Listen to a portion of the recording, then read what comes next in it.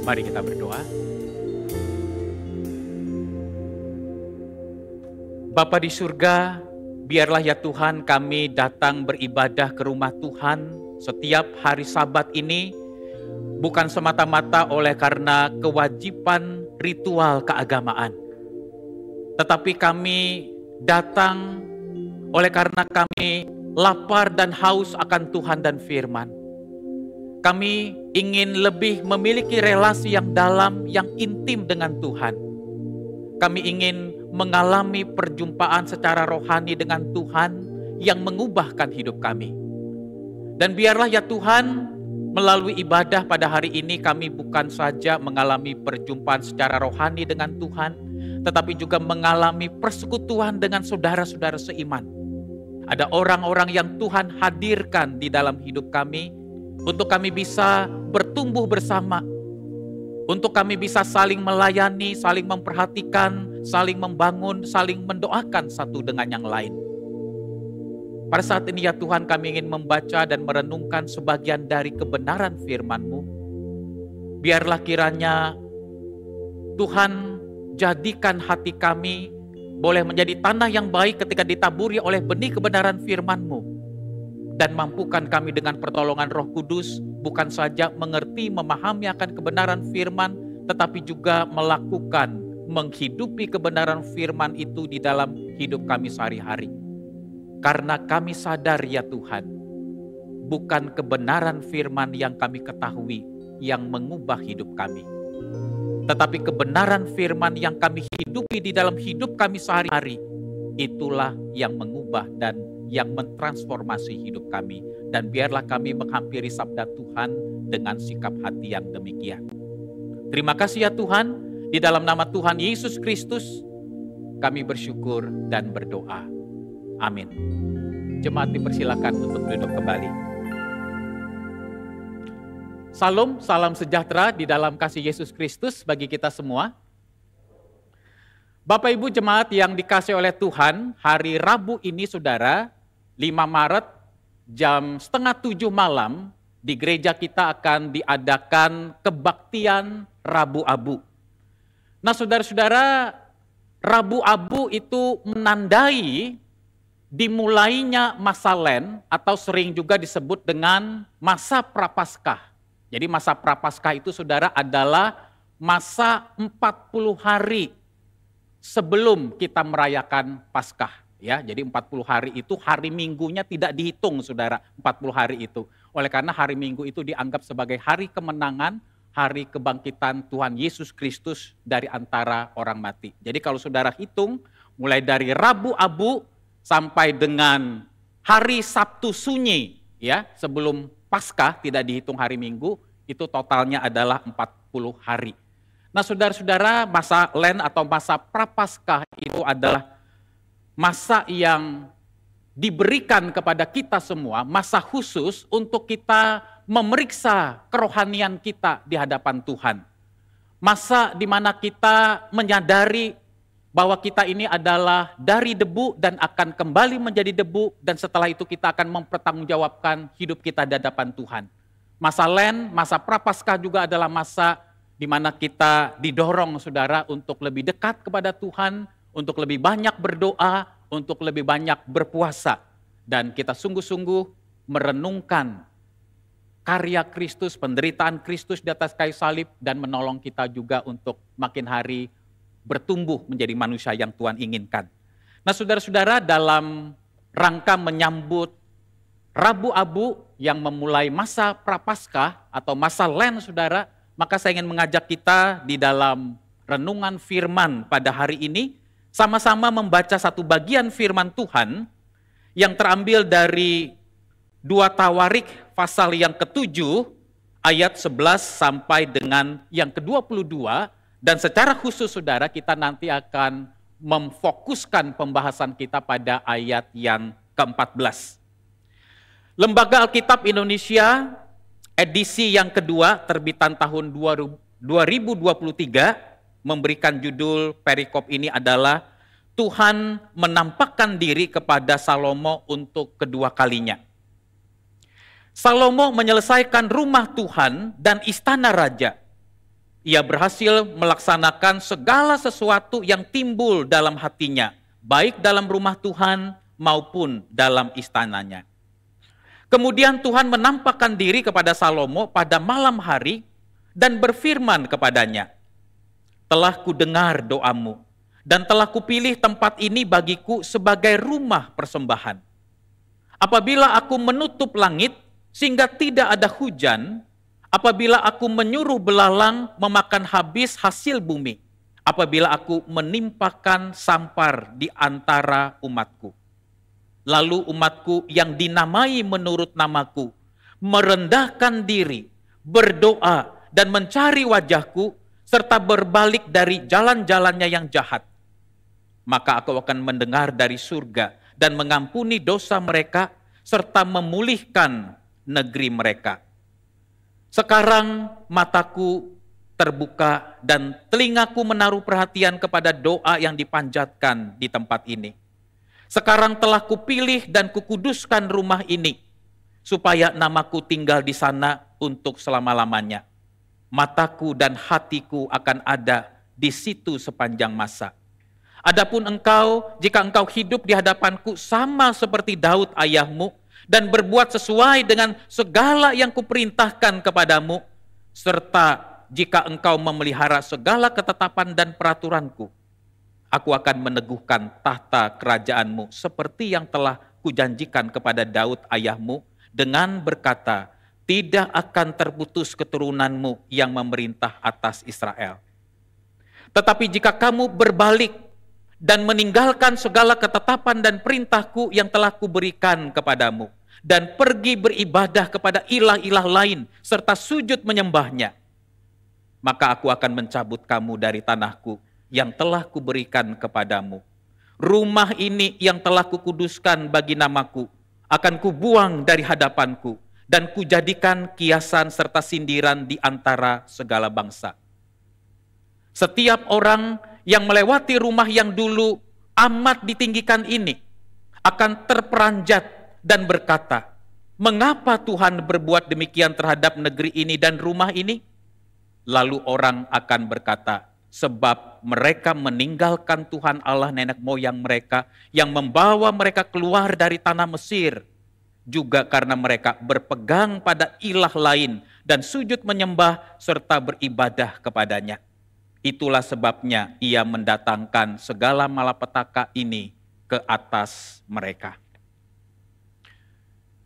Nah, Bapak Ibu jemaat yang dikasihi oleh Tuhan, kalau kita membaca catatan Alkitab saudara, maka Raja Salomo sebagai pengganti daripada Raja Daud memerintah selama 40 tahun. Dan ketika 40 tahun Raja Salomo saudara memerintah, maka di dalam catatan Alkitab dikatakan, ada 2 kali Allah menampakkan diri, Allah berkomunikasi kepada Raja Salomo. Penampakan Allah yang pertama adalah di awal pemerintahannya, pada saat Raja Salomo menjabat sebagai raja yang menggantikan Raja Daud, saudara. Nah, di dalam penampakan yang pertama itu, Tuhan berfirman kepada Raja Salomo, apa yang ingin engkau minta daripadaku? Nah, menarik sekali saudara, Raja Salomo tidak meminta harta kekayaan, dia tidak meminta panjang umur, dia tidak meminta kebesaran, hormat dan kemuliaan seperti yang dirindukan oleh banyak orang pada masa itu.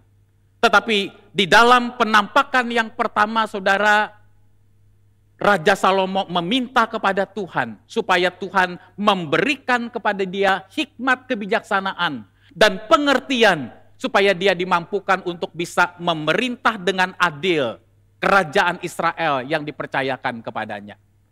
Dan kita mengetahui saudara bahwa Tuhan mengabulkan permintaan Salomo itu, bahkan Tuhan berkata, sekalipun engkau tidak meminta harta kekayaan, engkau tidak meminta hormat dan kemuliaan, tetapi semua itu akan aku berikan kepadamu.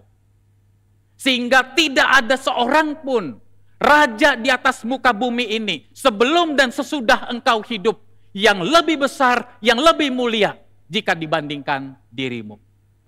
Nah, saudara-saudara, di dalam bagian firman Tuhan yang kita baca di dalam pasal yang ke-7 ini, saudara, itu adalah berbicara tentang Allah untuk yang kedua kalinya, saudara, menampakkan diri kepada Raja Salomo. Dan ketika Allah yang kedua kali menampakkan diri kepada Raja Salomo, pada saat itu Raja Salomo sedang berada di puncak kejayaannya. Kekuasaannya begitu besar, kekuatan militernya begitu hebat, namanya begitu masyhur, dihormati, dan dikenal di berbagai bangsa pada saat itu. Dan pada saat itu juga saudara bertepatan dengan penahbisan dari bait Allah, bait suci di Yerusalem. Saudara-saudara, ketika Allah menampakkan diri yang kedua kalinya, saudara, Raja Salomo itu boleh dikatakan sedang berada di puncak kesuksesannya. Dia berhasil membangun bait Allah yang begitu megah, yang begitu besar. Bait Allah yang tidak dipercayakan untuk dibangun oleh Raja Daud. Oleh karena pada saat itu Raja Daud dipandang oleh Tuhan begitu banyak menumpahkan darah. Nah, saudara-saudara, di dalam penampakan yang kedua inilah Tuhan berfirman, memberikan pesan, tetapi juga sekaligus memberikan peringatan kepada Raja Salomo. Nah, kalau disederhanakan, saudara, inti daripada pesan atau peringatan yang Tuhan berikan di dalam pasal yang ke-7 ini adalah seperti ini. Bahwa jikalau Salomo dan umat Israel hidup taat dan setia di hadapan Tuhan, maka Tuhan berjanji akan memberkati, mengokohkan, dan meneguhkan kerajaan Israel. Tetapi sebaliknya, jika Raja Salomo dan umat Israel tidak setia, tidak taat kepada Tuhan, dan justru beribadah kepada ilah-ilah asing, maka Tuhan akan menghukum dan mencampakkan, menghancurkan kerajaan ini.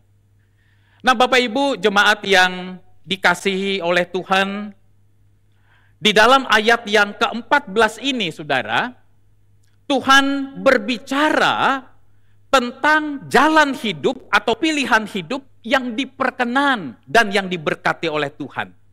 Dan pesan yang ingin Tuhan sampaikan di dalam ayat yang ke-14 ini, itulah seharusnya, saudara, yang kita lakukan secara khusus di dalam menyambut masa Prapaskah atau masa Lent. Bahkan bukan hanya kita lakukan di dalam masa Lent atau masa Prapaskah, tetapi juga di dalam seluruh sepanjang kehidupan kita.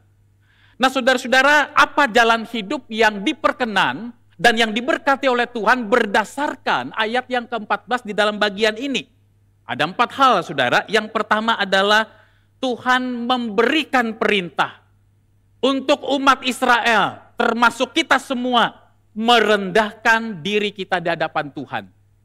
Dan yang kedua adalah Tuhan juga memberikan perintah kepada kita untuk kita terus-menerus berdoa kepada Tuhan sebagai wujud daripada kebergantungan kita kepada Tuhan. Dan yang ketiga, kita juga diperintahkan untuk terus-menerus mencari wajah Tuhan. Dan yang keempat adalah berbalik daripada jalan-jalan yang jahat. Nah, saudara-saudara, saya ingin mengajak kita untuk membahas dan merenungkan satu demi satu berkaitan dengan 4 hal jalan yang diperkenan dan yang diberkati oleh Tuhan. Yang pertama, saudara, adalah merendahkan hati kita di hadapan Tuhan. Nah, Bapak Ibu jemaat yang dikasihi oleh Tuhan, setiap kita, saudara, harus menyadari bahwa di luar kasih karunia Tuhan, di luar anugerah Tuhan, kita ini bukanlah siapa-siapa. Tetapi kita harus sadar bahwa Tuhan itu adalah segala-galanya. Dia adalah yang paling utama dan yang terutama di dalam hidup kita. Nah, Bapak Ibu jemaat yang dikasihi oleh Tuhan, kesadaran bahwa Tuhan adalah yang utama dan yang terutama di dalam hidup kita, dan kita ini bukan siapa-siapa. Itu berarti, saudara, kita harus sadar bahwa segala yang kita punyai di dalam hidup ini, apapun juga bentuknya, itu adalah milik Tuhan yang Tuhan percayakan di dalam hidupmu dan hidupku. Segala kepintaran kita, jabatan kita, talenta-talenta kita, skill yang kita punya, pendidikan yang kita punya, kesempatan-kesempatan yang baik yang ada di dalam hidup ini. Itu adalah titipan Tuhan. Itu adalah milik Tuhan yang dipercayakan di dalam hidupmu dan hidupku. Saudara-saudara, kita sebenarnya bukanlah pemilik atas semuanya itu. Kita ini hanyalah pengelola atas segala sesuatu yang Tuhan percayakan di dalam hidup kita. Tapi sayangnya saudara, ketika kita mendapatkan sesuatu, entah itu jabatan, entah itu harta kekayaan, entah itu kedudukan, sesuatu yang baik, apa yang Tuhan titipkan ini kita rasa ini adalah milikku. Tuhan, saya mendapatkan ini dengan kerja keras kok. Tuhan, saya mendapatkan ini dengan susah payah kok. Sehingga kita lupa bahwa kita ini sebenarnya bukan pemilik, saudara. Kita hanyalah pengelola atas segala sesuatu yang Tuhan percayakan dalam hidup kita. Saudara-saudara, betul secara administrasi, ya, tanah yang kita punya ada sertifikat hak kepemilikan atas nama kita. Tetapi jangan pernah lupa, kita ini adalah manusia yang begitu terbatas, yang begitu rapuh. Kita ini adalah dari debu dan akan kembali menjadi debu. Seluas-luasnya tanah yang kita miliki, saudara. Kalau nanti kita dimakamkan, saudara, tubuh kita itu hanya membutuhkan ukuran tanah 2 kali 1 meter. Saudara-saudara, kalimat ini bukan ingin mengatakan bahwa kita tidak perlu beli tanah, kita tidak perlu investasi tanah, kita tidak perlu memperluas bisnis kita. Bukan itu poinnya. Tapi poin yang saya ingin tekankan adalah di luar anugerah Tuhan, kita ini bukan siapa-siapa. Tidak ada sesuatu yang bisa kita banggakan di dalam hidup ini. Saudara-saudara, berapa banyak orang yang berpikir, oh saya Pak masih muda. Oh tapi jangan pernah lupa saudara, usia kita muda belum tentu umur kita panjang. Ada orang yang umur 20 tahun meninggal oleh karena sakit. Ada orang yang usianya masih sangat muda meninggal oleh karena mengalami kecelakaan. Meninggal dan mengalami kematian tidak selalu pada usia tua, saudara. Ada orang yang setelah selesai berolahraga, saudara, lalu duduk nonton TV, ya, kemudian matanya merem-merem seperti ini, tidur, saudara, dibangunin sama istrinya, kok suami saya nggak bangun-bangun, dikira sedang tidur, dibawa saudara ke rumah sakit, ternyata dokter sudah memvonis dia meninggal serangan jantung. Hidup ini, saudara, adalah hidup yang unpredictable. Hidup yang tidak bisa kita prediksi sepenuhnya, yang tidak bisa kita kendalikan sepenuhnya, sekalipun engkau dan saya dipanggil untuk memplanning, merencanakan hidup ini sebaik-baiknya. Tetapi kita jangan pernah lupa, engkau dan saya bukanlah pemegang remote control di dalam kehidupan ini yang bisa memastikan 100% apa yang terjadi di depan kita. Jangankan bicara tentang apa yang terjadi di hari esok, saudara. Ada banyak orang 2 jam, 3 jam kemudian, saudara, kita tidak tahu apa yang terjadi di dalam hidup kita. Kadang-kadang ada perubahan-perubahan yang luar biasa di dalam hidup kita, hanya terjadi di dalam hitungan jam. Nah, Bapak Ibu jemaat yang dikasih oleh Tuhan, kekuatan kita, saudara, lebih berbahaya daripada kelemahan kita. Karena kekuatan kita seringkali membuat kita tidak bersandar kepada Tuhan. Saudara-saudara, itulah sebabnya kadang-kadang Tuhan mengizinkan kesulitan terjadi dalam hidup kita. Tuhan mengizinkan kita mungkin menderita sebuah penyakit yang mungkin secara medis tidak bisa disembuhkan, saudara. Tuhan mengizinkan kita mengalami pergumulan-pergumulan berat di dalam hidup ini. Bukan oleh karena Tuhan tidak peduli dengan kita.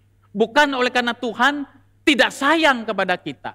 Tetapi semua itu, hal-hal yang kelihatannya tidak mengenakan itu, diizinkan oleh Tuhan di dalam hidupmu dan hidupku untuk memukul keluar keyakinan, rasa percaya diri yang berlebihan di dalam diri kita. Di mana kita merasa kita bisa berbuat banyak tanpa Tuhan harus campur tangan di dalam hidup kita. Saudara-saudara, kalau saudara membaca kisah daripada Raja Salomo. Raja Salomo, saudara, mengalami kejatuhan secara moral dan secara spiritual. justru pada saat di puncak kejayaannya, justru pada saat di puncak kesuksesannya, saudara. Itulah sebabnya kita perlu mawas diri dan perlu kita menyadari jika Raja Salomo yang sedemikian hebat saja, yang memiliki hikmat dan bijaksana yang luar biasa yang Tuhan berikan di dalam dirinya, dia bisa jatuh di dalam dosa yang sangat serius. Siapa saudara dan saya yang bisa mengatakan kita ini lebih hebat, lebih rohani, lebih kuat daripada Raja Salomo? Saudara-saudara, permulaan yang baik tidak menjamin akhir yang baik. Ada banyak orang, saudara, di dalam pelayanan saya melihat dulu ketika masa remaja, ketika masa pemuda, begitu cinta Tuhan, begitu berkobar-kobar untuk Tuhan, tidak hitung-hitungan melayani, saudara. Apa yang bisa diberikan, dana, doa, dan seterusnya dilakukan untuk pekerjaan Tuhan, saudara. Tetapi seiring dengan berjalannya waktu, ketika hidup sudah mulai mapan, ketika segala sesuatu sudah berjalan baik, perlahan-lahan hati mulai bergeser, saudara. Kita tidak lagi merasa beribadah ke gereja itu sebagai sesuatu hal yang penting. Kita tidak perlu merasa melayani itu adalah sesuatu yang penting. Bahkan tidak sedikit, saudara, ada orang yang ketika masa mudanya aktif melayani Tuhan. Akhirnya orang itu menikah dengan pasangan yang tidak seiman. Bahkan ada orang yang menjual imannya, meninggalkan imannya. Meninggalkan Kristus di dalam hidupnya. Saudara-saudara, kisah daripada Raja Salomo ini mengingatkan kepada kita semua. Tidak ada seorang pun di antara kita, sehebat apapun, punya talenta sebesar apapun, punya karunia sehebat apapun, di mana kita imun terhadap dosa. Semua kita perlu waspada, perlu mawas diri, perlu terus-menerus mencermati diri kita di dalam anugerah Tuhan.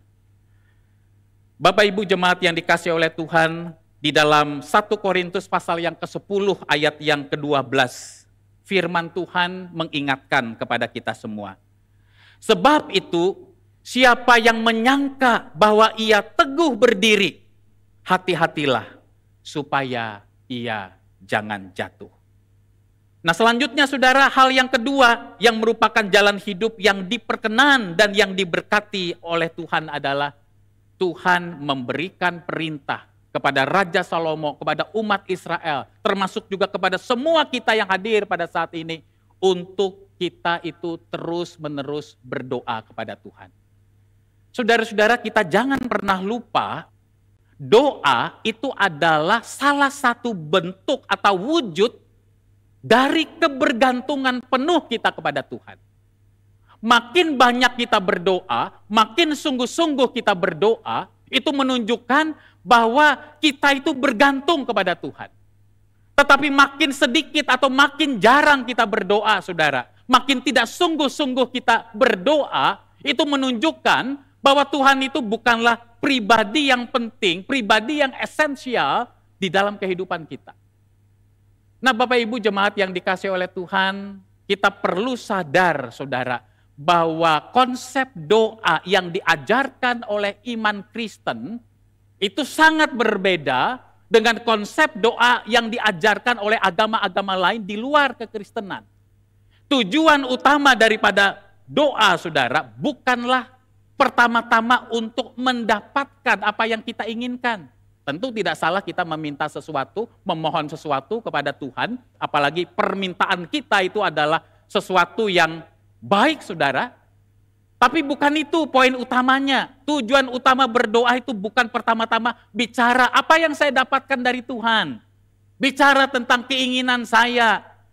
Tetapi tujuan utama daripada berdoa, saudara, yaitu kita itu sebenarnya sedang membangun relasi dengan Tuhan.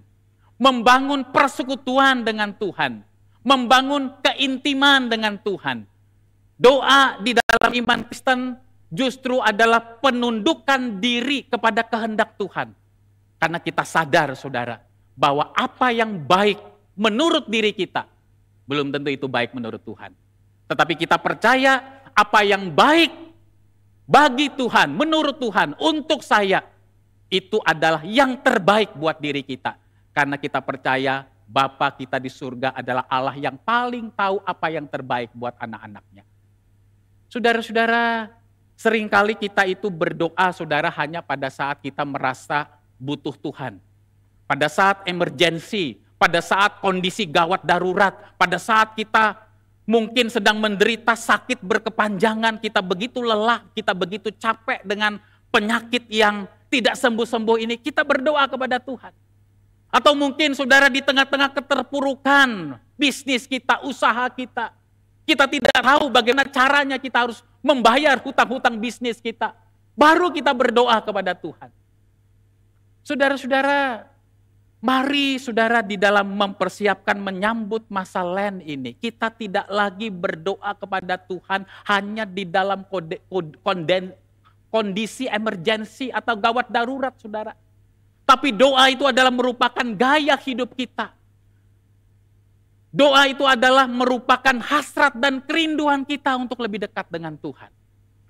Saudara bayangkan kalau misalnya saudara punya seorang anak perempuan yang saudara kuliahkan di luar negeri.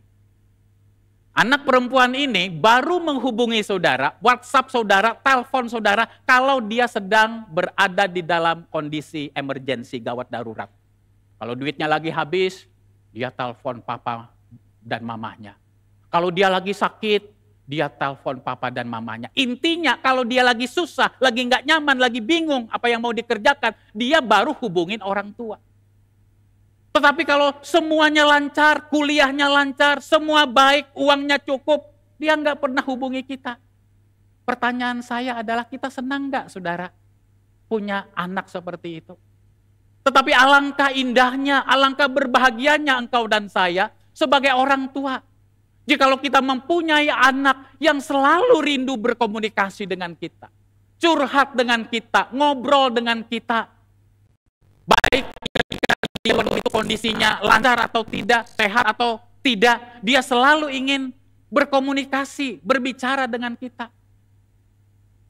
Ketika ada seorang pria yang mendekati dia di kampus, lalu dia cerita ke kita sebagai orang tua, "Pak, Mami, ini ada loh cowok ganteng, pinter, deketin saya. Hanya sayangnya dia nggak seiman dengan saya. Gimana ya harusnya sikap saya? Saya sebenarnya tertarik sih, tapi dia nggak seiman. Gimana menurut Papi dan Mami?" Oh saudara, kita sebagai orang tua senang sekali punya anak yang seperti itu, yang merasakan dan membutuhkan diri kita, bukan hanya pada saat di dalam keadaan-keadaan sulit dan gawat darurat. Maka saya percaya juga di dalam relasi kita dengan Tuhan, hal yang sama juga Tuhan rindukan. Tuhan merindukan kita untuk bersekutu dengan Dia, berdoa kepada Dia, di dalam setiap kondisi, di dalam setiap keadaan, di dalam setiap musim kehidupan kita. Dan itulah yang Tuhan rindukan di dalam hidupmu dan hidupku. Lalu hal yang ketiga, saudara, jalan hidup yang diperkenan dan yang diberkati oleh Tuhan. Yang ketiga adalah kita dipanggil dan diperintahkan untuk terus-menerus mencari wajah Tuhan. Nah saudara-saudara, istilah mencari wajah Tuhan, ya saudara akan temukan istilah ini beberapa kali di dalam Perjanjian Lama, saudara. Secara sederhana itu memiliki arti mencari diri Tuhan. Jadi mencari wajah Tuhan itu sama artinya dengan mencari diri Tuhan. Saudara, kalau kita misalnya melamar di sebuah perusahaan atau institusi, saudara, ya salah satu biasanya persyaratan yang diminta apa, saudara? Yaitu kita melampirkan foto kita.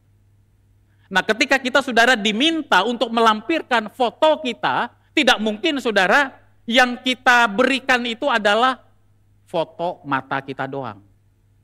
Karena mata tidak mewakili diri kita. Ya, kecuali kalau kuis siapa dia kan ya, yang tahun 90-an kan ya, dari bibirnya bisa menebak ini siapa orangnya.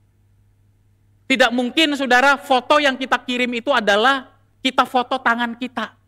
Kita foto kaki kita. Kita foto punggung kita. Karena semua bagian-bagian yang saya sebut itu tidak bisa mewakili diri kita. Apa bagian tubuh kita yang dianggap mewakili diri kita, saudara? Wajah kita. Nah, saudara-saudara yang terkasih di dalam Tuhan, mencari wajah Tuhan atau mencari diri Tuhan, itu sebenarnya secara sederhana saudara adalah, yaitu Tuhan menginginkan supaya kita itu memiliki gairah, kerinduan, passion, hasrat yang besar untuk lebih mengenal Tuhan, untuk memiliki hubungan yang lebih dalam dengan Tuhan. Saudara-saudara, ada orang yang berkata seperti ini, Pak, saya ini kan sudah memiliki Tuhan Yesus di dalam hidup saya. Saya ini kan sudah percaya kepada Tuhan Yesus. Saya sudah punya Tuhan Yesus di dalam hidup saya. Buat apa saya mencari sesuatu yang sudah saya miliki di dalam hidup ini? Nah, saudara-saudara yang terkasih di dalam Tuhan, mencari wajah Tuhan atau mencari diri Tuhan, itu adalah bahasa keintiman seperti yang saya katakan di awal, saudara. Ilustrasi yang sederhana untuk memahami ini adalah seperti ini. Ada sepasang pemuda, saudara, yang sudah disatukan di dalam pernikahan kudus. Pernikahannya sudah diberkati di gereja, sudah masuk dalam catatan sipil, saudara. Secara hukum negara, secara hukum agama, mereka ini adalah dua pribadi yang resmi adalah suami istri. Kedua-duanya saling memiliki satu dengan yang lain sebagai suami istri. Tetapi tidak berarti sekalipun mereka itu sudah saling memiliki satu dengan yang lain sebagai suami istri, mereka itu tidak perlu lagi untuk membangun relasi, untuk lebih mengenal satu dengan yang lain. Makanya saudara, ada orang yang berkata seperti ini, hari-hari yang paling sulit di dalam pernikahan adalah hari-hari setelah pesta pernikahan. Oleh karena apa? Oleh karena kita lebih banyak berfokus kepada weddingnya, pesta pernikahannya. Ya mungkin ada adat-adat tertentu saudara yang kalau pernikahan itu bisa 1 minggu, bisa lebih saudara. Tidak salah saudara. Ya, merayakan pesta pernikahan dengan meriah, apalagi menganggap ini pernikahan idealnya kan 1 kali seumur hidup. Tidak salah, saya tidak anti dengan itu. Tetapi sayangnya kita itu hanya berfokus kepada weddingnya, pesta pernikahannya. Energi kita habiskan hanya pada area itu, tetapi kita melupakan bahwa seharusnya kita lebih berfokus kepada marriage-nya, hidup pernikahan itu sendiri yang jauh lebih panjang dari hanya sekedar pesta pernikahan. Itulah sebabnya membangun relasi itu sangat penting. Dalam pelayanan saya, saudara, saya harus mengakui termasuk juga di dalam pengalaman pribadi saya. Saya dengan istri saya, saudara, sebelum kami menikah, saya sudah pernah pacaran dengan dia, ya. Pacaran dengan dia itu 8 tahun. Saya merasa saya sudah cukup kenal istri saya. 8 tahun, bukan long distance loh saudara. Itu hubungan yang cukup sering kita ketemu. 8 tahun bersama-sama, 8 tahun pergi nonton, 8 tahun pergi bareng, jalan-jalan, diskusi, ya, bercanda dan seterusnya. Saya merasa sudah sangat mengenal istri saya, makanya saya memutuskan untuk menikah dengan dia. Tetapi saya harus menyadari di 5 tahun pernikahan kami, ternyata baik istri saya maupun saya menyadari ada hal-hal yang di masa berpacaran itu kami tidak lihat. Enggak kelihatan saudara, istri saya juga sama ngomong seperti itu. Kan kita ngomong dari hati ke hati, jujur saudara. Ya biasakan masa pacaran kan masa promosi saudara. Ya, yang kita tampilkan cuma yang bagus-bagus, ya, yang baik-baik di dalam diri kita. Karena apa? Karena kita takut kehilangan dia, takut putus dengan dia. Makanya kita berusaha membangun image saudara, supaya kita ini adalah seorang pria atau seorang wanita yang paling cocok buat dia. Tetapi saudara, lewat relasi yang lebih dalam, membangun hubungan yang lebih dalam, kita makin mengenal pasangan kita. Di dalam relasi kita dengan Tuhan pun seperti itu. Intimacy needs time. Keintiman selalu membutuhkan waktu. Bagaimana mungkin saudara kita itu intim dengan Tuhan kalau kita itu berdoa itu hanya pada saat makan dan mau tidur? Bagaimana mungkin kita itu bisa peka intim dengan kehendak Tuhan kalau kita tidak menyediakan waktu-waktu khusus bersama dengan Tuhan? Mengapa saudara kalau arisan kita selalu ada waktu? Mengapa kalau misalnya kita yang sangat concern dengan olahraga selalu ada waktu? Mengapa kalau kita yang suka nonton ya sinetron atau nonton Netflix saudara yang berseri-seri? Tidak salah saudara, kalau itu memang baik. Selalu ada waktu. Tetapi kenapa saudara kita tidak menyediakan waktu khusus untuk Tuhan? Jangan sampai kita menjadi orang yang suka pelayanan, suka melakukan kegiatan pelayanan, tetapi kita tidak suka berdoa. Kita suka terlibat di dalam kegiatan pelayanan, tetapi kita tidak suka merenungkan firman Tuhan. Kita suka terlibat di dalam kegiatan pelayanan, tetapi kita tidak suka memeriksa dan mengevaluasi diri kita di hadapan Tuhan. Kita lebih suka, lebih doyan, saudara, mengevaluasi hidup orang lain ketimbang mengevaluasi diri kita di hadapan Tuhan. Tuhan, apakah saya selama ini sekian puluh tahun menjadi orang Kristen, saya ini makin bertumbuh enggak dalam kasih? Bertumbuh enggak di dalam penguasaan diri, self control? Bertumbuh enggak di dalam kerinduan untuk menolong orang lain? Bertumbuh enggak saya di dalam kemurahan hati? Bertumbuh enggak saya di dalam kesabaran? Pernah enggak saudara kita mengevaluasi hal-hal itu? Bisnis kita selalu evaluasi. Usaha pekerjaan kita selalu evaluasi. Kita punya kurikulum, kita punya target, kita punya rencana. Tetapi sayangnya hal yang sama kita tidak pernah lakukan terhadap kerohanian kita. Kerohanian kita berjalan apa adanya. Syukur-syukur Pak, sekali seminggu saya bisa datang ke gereja. Kita hanya baca Alkitab pada saat kita ada di gereja. Syukur-syukur juga kita baca Alkitab, saudara. Ya, jangan sampai kita pesan sesuatu online di Tokopedia. Kita buka pada saat kita sedang beribadah seperti ini. Bagaimana saudara kita memiliki keintiman dengan Tuhan, relasi yang dalam dengan Tuhan. Jikalau kita tidak memprioritaskan hati kita, waktu kita untuk Tuhan. Bapak Ibu jemaat yang dikasih oleh Tuhan, sebagai orang percaya saudara, kalau kita itu memiliki relasi yang intim dengan Tuhan, relasi yang bertumbuh di dalam pengenalan akan Tuhan saudara, maka kita itu melihat Tuhan bukan semata-mata terletak pada apa manfaatnya Tuhan, apa nilai guna Tuhan di dalam hidup saya.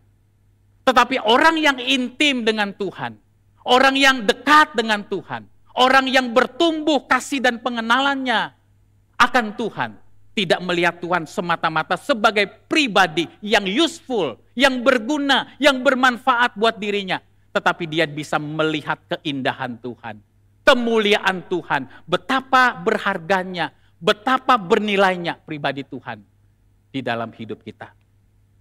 Saudara-saudara, salah satu alat evaluasi yang perlu engkau dan saya tanyakan pada diri kita sendiri, saudara, adalah, is God useful for you? Ataukah is God beautiful for you? Jangan-jangan saudara kita ini sudah lama menjadi orang Kristen. Mungkin kita sudah terlibat di dalam kegiatan-kegiatan gereja.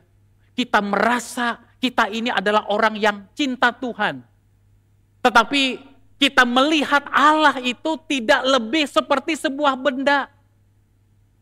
Yang ketika kita masih butuh, kita pakai. Tetapi kalau kita merasa tidak butuh dan kita bisa melakukan semuanya tanpa Tuhan, kita tidak butuh Tuhan dalam hidup ini. Bayangkan saudara, kalau kita memperlakukan orang tua kita seperti itu. Ketika orang tua kita masih sehat, orang tua kita menyekolahkan kita, orang tua kita mengeluarkan seluruh energinya, uangnya, supaya kita ini menjadi anak yang sukses, anak yang berhasil, anak yang punya masa depan cerah, saudara. Kita menganggap, oh inilah nilai guna punya orang tua ya. Ternyata punya orang tua itu ada manfaatnya. Tetapi saudara, ketika kita melihat orang tua kita sudah lansia, terbaring di tempat tidur, tidak bisa melakukan kegiatan apa-apa lagi, dan mohon maaf untuk ke kamar mandi, untuk BAB, mohon maaf saudara, dan seterusnya. Dia tidak bisa melakukan sendiri. Dia butuh pelayanan kita. Menurut ukuran manusia, orang tua kita ini sudah tidak memberikan manfaat apa-apa buat diri kita. Dia hanya membutuhkan pelayanan diri kita. Tetapi saudara, apakah kita menganggap orang tua kita yang sudah berjerih lelah selama ini buat kita? Kita melihat enggak dia adalah sosok yang beautiful, yang indah, yang bernilai, yang berharga di mata kita. Bapak Ibu jemaat yang dikasihi oleh Tuhan, orang yang beragama di luar Injil saudara, hanya melihat Allah sebagai Allah yang berguna. Tetapi orang yang hidupnya dikuasai oleh Injil Kristus dapat melihat Allah yang indah. Apakah saudara dan saya melihat Allah itu adalah Allah yang indah? Allah yang berharga, Allah yang paling bernilai di dalam hidup kita. Allah yang paling utama di dalam hidup kita.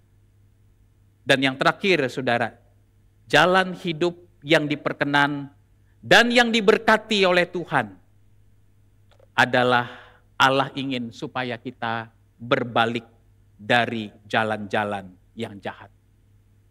Bapak Ibu jemaat yang dikasihi oleh Tuhan, Martin Luther saudara seorang reformator di abad yang ke-16 berkata seperti ini, keseluruhan hidup orang percaya haruslah merupakan sebuah pertobatan. Dengan kata lain saudara, bahwa pertobatan atau berbalik dari jalan-jalan yang salah itu harus terjadi di sepanjang seluruh kehidupan kita. Jadi saudara, bertobat itu bukan hanya pada saat kita percaya kepada Kristus, pada saat kita mengakui keberdosaan kita, mengakui bahwa kita membutuhkan pengampunan dan anugerah Allah di dalam Kristus. Bukan hanya itu saudara, itu adalah pertobatan awal di dalam masa perjalanan iman kita. Tetapi kita perlu terus-menerus di sepanjang hidup kita bertobat. Cara berpikir kita, nilai-nilai hidup yang kita pegang, bagaimana kita menggunakan waktu luang, bagaimana kita memandang tentang hidup pernikahan, bagaimana kita memperlakukan sesama kita, bagaimana kita menggunakan waktu liburan, bagaimana kita saudara menyikapi hal-hal yang tidak menyenangkan di dalam hidup ini. Pertanyaannya adalah apakah value, nilai-nilai hidup yang kita pegang itu, kita itu makin mirip dengan apa yang Tuhan ajarkan di dalam Alkitab, ataukah kita ini makin serupa dengan nilai-nilai dunia ini. Saudara-saudara, jangan sampai orang-orang di dunia sana yang menggarami hidup kekristenan kita. Bukan kita yang seharusnya menjadi garam, menggarami dunia ini dengan terang firman Tuhan, saudara. Betapa sedihnya hati saya. Kalau saya melihat saudara ada orang yang sudah puluhan tahun menjadi orang Kristen, bahkan mungkin sudah terlibat di dalam pelayanan-pelayanan gereja, saudara. Tetapi nilai-nilai hidupnya, bagaimana dia memperlakukan keluarganya, memperlakukan istrinya, memperlakukan anak-anaknya, tidak lebih baik, saudara, dari orang-orang yang tidak percaya Kristus. Alangkah sedihnya, saudara, kalau kita melihat ada orang-orang yang mengaku dirinya Kristen, saudara. Tetapi bagaimana memperlakukan karyawan, bagaimana saudara menyediakan hari libur, memperhatikan hak-hak cuti mereka. Tidak lebih baik dari orang-orang yang bukan Kristen, yang tidak percaya Tuhan. Bapak Ibu jemaat yang dikasihi oleh Tuhan, semua kita yang hadir di tempat ini, termasuk saya, kita semua perlu terus-menerus bertobat dari jalan-jalan yang salah di dalam hidup kita.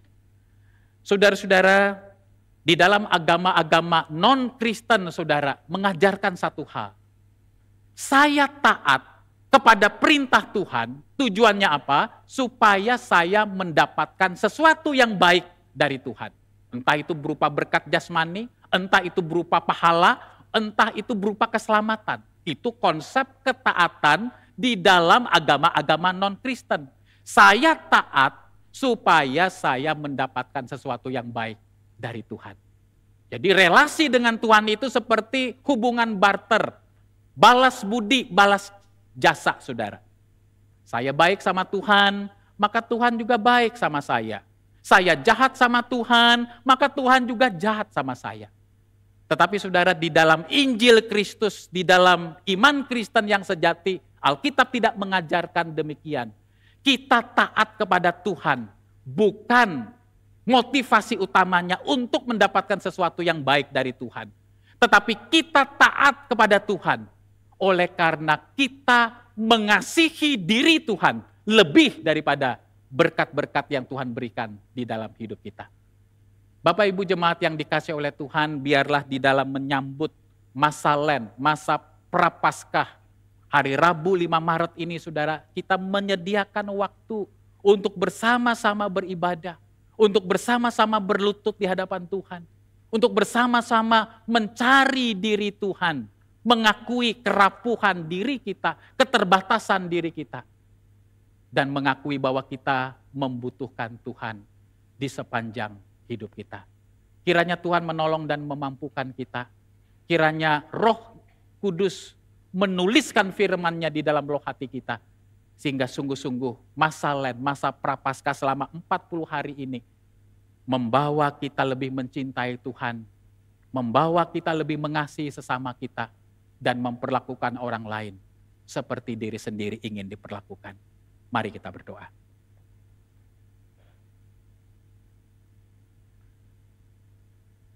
Bapa di surga, kami sungguh menyadari ya Tuhan, dengan kekuatan dan kemampuan kami sendiri, kami tidak mungkin dapat menghidupi kebenaran firman-Mu yang kami pelajari dan kami renungkan pada hari ini.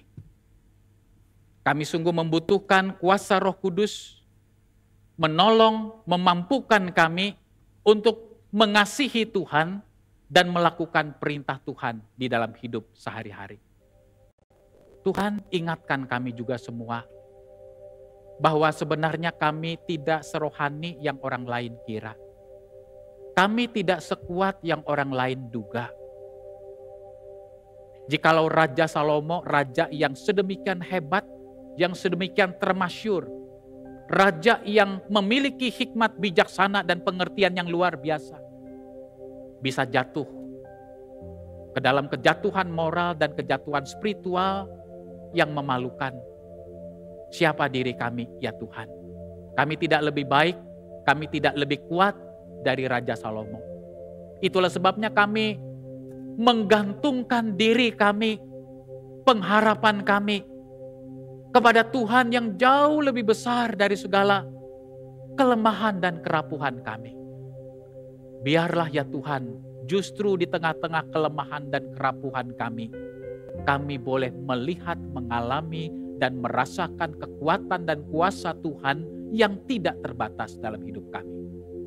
Bapa di surga, jikalau mungkin di antara kami yang datang dengan berbagai macam pergumulan-pergumulan beban berat pada hari ini, baik di dalam masalah ekonomi, bisnis kami, pekerjaan kami, mungkin kami juga datang dengan berbagai macam kerusakan relasi di dalam hidup pernikahan kami.